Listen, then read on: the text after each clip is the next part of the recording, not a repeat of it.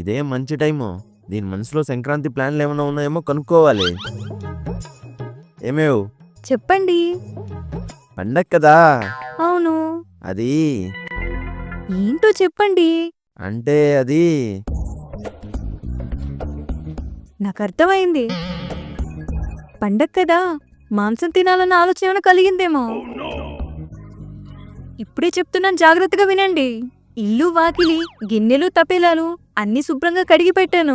పండగ మర్నాటి వరకు మాంసం పేరెత్తితే బాగోదు చెప్తున్నాను. అది కాదే. పండగ కదా, మీ వాళ్ళకి ఏమైనా ఫోన్ చేసి పిలిచావా అని అడుగుతున్నాను. అవును కదా, పండక్కి మా అన్నయ్య వాళ్ళని పిలవాల్సింది. అయినా ఇప్పుడు ఏం ఆలస్యమైంది, వెంటనే చేసి పిలుస్తాను. అయినా ఈయనకిప్పుడే చెప్తే నా నోరు నొక్కేస్తారు.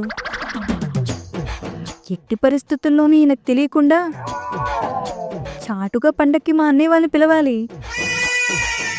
అడిగితే అటుక మీద గిన్నెలా అలా ఉండిపోయావేంటే? వాళ్ళని నేనెందుకు పిలుస్తానండి? పైగా మీకు తెలియకుండా వాళ్ళతో మాట్లాడతానా ఏంటి నేను? ఏమో, ఎవరికి తెలుసు. నువ్వు నీ కొడుకు ముందర ఓంకారం, వెనకలు ఉప్పు కారం అన్నట్లుంటారు.